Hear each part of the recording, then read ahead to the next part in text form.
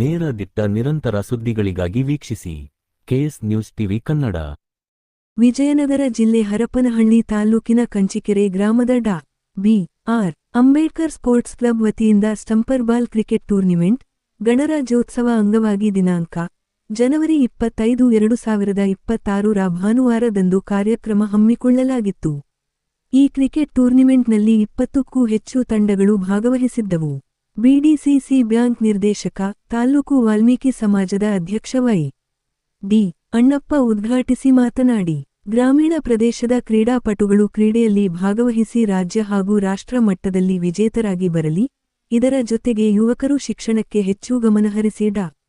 ಅಂಬೇಡ್ಕರ್ ರಂತೆ ಉನ್ನತ ಹುದ್ದೆಗೆ ಹೋಗಬೇಕು ಎಂದು ಹೇಳಿದರು. ಇದೇ ಸಂದರ್ಭದಲ್ಲಿ ಮುಖಂಡರಾದ ಕೆಂಚನಗೌಡ್ರು, ಸಿರಿಗಾನಹಳ್ಳಿ ವಿಶ್ವನಾಥ್, ಅಂತಾರಾಷ್ಟ್ರೀಯ ಕ್ರೀಡಾಪಟು ಕೆ. ಹಾಲೇಶ್, ಗ್ರಾಮ ಪಂಚಾಯಿತಿ ಅಧ್ಯಕ್ಷ G. Ashok, K. Bheemappa, K. Biddadeppa, Halageri Kariyappa, Ramesh, K. S.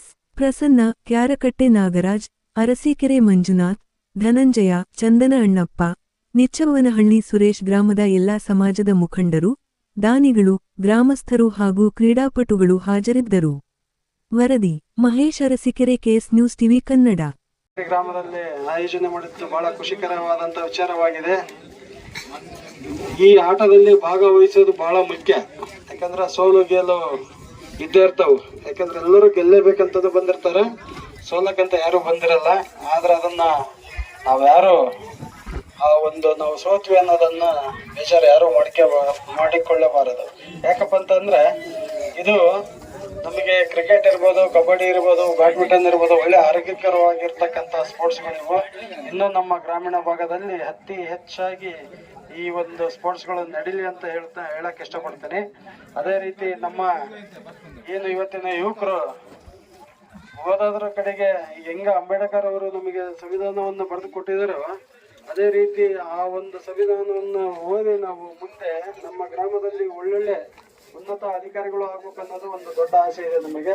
ಹಾಗಾಗಿ ನಮ್ಮ ಯುವಕರು ಬಹಳ ಕಷ್ಟಪಟ್ಟು ಓದಿ ಈ ಒಂದು ಗ್ರಾಮದಲ್ಲಿ ಒಳ್ಳೆ ತಾಲೂಕು ಮಟ್ಟದ ಅಧಿಕಾರಿ, ಜಿಲ್ಲಾ ಮಟ್ಟದ ಅಧಿಕಾರಿಗಳು ಇರಲಿ ಅಂತ ಹೇಳಿ ನಾನು ಹೇಳಲಿಕ್ಕೆ ಇಷ್ಟಪಡ್ತೀನಿ. ಅದೇ ರೀತಿ ನಮ್ಮ ಈ ಒಂದು ಸ್ಪೋರ್ಟ್ಸ್ ಇವತ್ತು ಮತ್ತು ನಾಳೆ ಯಾವುದು ತಂಟೆ ತಕರಾರು ಇಲ್ದಂಗೆ ತಾವೆಲ್ಲರೂ ಒಗ್ಗಟ್ಟಾಗಿ ಇಲ್ಲಿ ಈ ಒಂದು ಆಟವನ್ನು ನಡೆಸ್ಕೊಂಡ್ ಬರ್ರಿ ಅಂತ ಹೇಳಿ ನನ್ನನ್ನು ಕರೆಸಿ ಮಾತಾಡಲಿಕ್ಕೆ ಅವಕಾಶ ಮಾಡಿಕೊಟ್ಟಂತ ತಮ್ಮೆಲ್ಲರಿಗೂ ವಂದಿಸಿ ಮತ್ತು ಈಗ ಈ ವೇದಿಕೆ ಮೇಲೆ ಇರ್ತಕ್ಕಂಥ ಎಲ್ಲ ಹಿರಿಯ ಮುಖಂಡರಿಗೆ ವಂದಿಸಿ ನನ್ನ 2 ಮಾತು ಮುಗಿಸ್ತೀನಿ. ಜೈ ಹಿಂದ್, ಜೈ ಭೀಮ್.